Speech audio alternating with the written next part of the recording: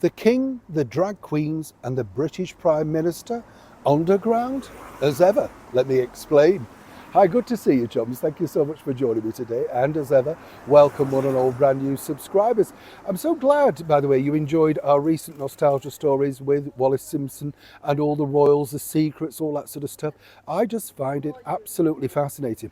I've recently been filming back in Kensington Palace, and I have to be honest and say, as it's got a little darker at this time, of day, and you're in there, you think, yeah, I can understand exactly now, because the floors creak. You know what I mean? So imagine all of those big bustling ladies with the big dresses and the men with the top hat and tails all clicking around on those excellently high polished wood floors. You think this would have been quite spooky so long ago. That's again what I love about history. Marvellous place, by the way, if you get a chance to go and have a wander around Kensington Palace. So full of history. And inside, I don't know if you've been, but it's like a mini world, where the Grace and Favour apartments are. Just incredible. Really nice place, though, I have to say. It's a little bit like this particular story, right? Oh, we had a wave. We'll have a wave. So I know I get so engrossed, don't I?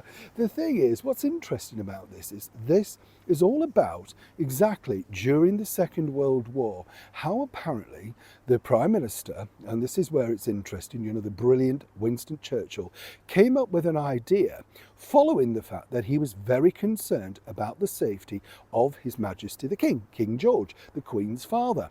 Now, I don't know about you, but until, of course, I'd seen things like The King's Speech, the brilliant movie, I'd read about him and I knew about him, but I'd always got the feeling that he was quite a shy and reserved sort of person. But apparently not. He had a sort of darker, fun sense of humour, which clearly comes out in Queen Elizabeth, right?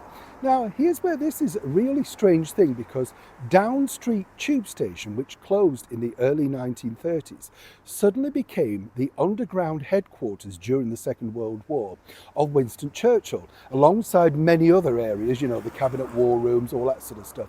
But Churchill wanted somewhere where he could have these meetings with people that, nobody would really get suspicious about. And obviously, a disused underground tube station was very much the perfect thing. The reason why the tube, that area, was being now disused was they'd recently upgraded sort of Green Park and made that and Piccadilly a lot better. So consequently, this was either going to go to rack and ruin or somebody could use it. Churchill seized upon this idea. But here's where this gets interesting, because His Majesty the King, King George, wanted to get more involved with what was going on during the war, help in any way he could, deliver things, secret meetings, all of that sort of stuff.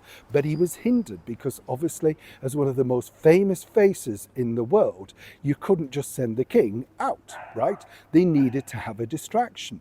Now, according to this particular excellent source, Winston Churchill remembered an idea that he'd had when, for a very short period, he became a Hollywood scriptwriter in the 30s, the lean periods, as it was called, right? I told you before how the boss of MGM, Louis B. Mayer, had the idea of signing up the Duke and Duchess of Windsor. Well, again, he'd contacted Winston to see if that was an idea that might work and should he do it. So there was always a connection with Winston and Hollywood.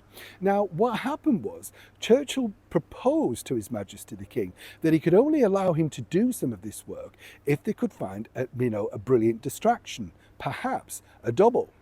And apparently King George said, well, why? And so apparently Winston Churchill said, in Hollywood, in that particular period, in the 1930s, right through to the 50s, they made sure at the big studios that they had a double for all stars. And this wasn't a facial double as such, but the height, the build, the hair colour, the everything. So if that star was ill, they could do behind the scenes shots and carry on, not losing, of course, days shooting. And this apparently was a good idea, and something that the Hollywood icon Mae West also did. She used drag queens to impersonate her, who she said had better figures, and then they would think they'd seen Mae West out and about in town, when in fact they were all just body doubles, imagery. And apparently King George liked this idea, and so auditions at Down Street Tube started to go underground to see who could impersonate His Majesty the King, should it be needed to detour if people spotted the real king. But apparently it all fell apart because after numerous sort of auditions of people, even staff members of the royal staff were called down, but nobody exactly looked like him or in fact had his mannerisms. And while apparently the king was more than happy with some of the people that could have done, apparently Winston Churchill said, I can't do it because what happens if something goes wrong? That will be now on my conscience. So next time you come to London and you go around that area and you see the disused sign, which is still there today, Down Street Tube, what went on underground could have changed the face, quite literally, of the monarchy.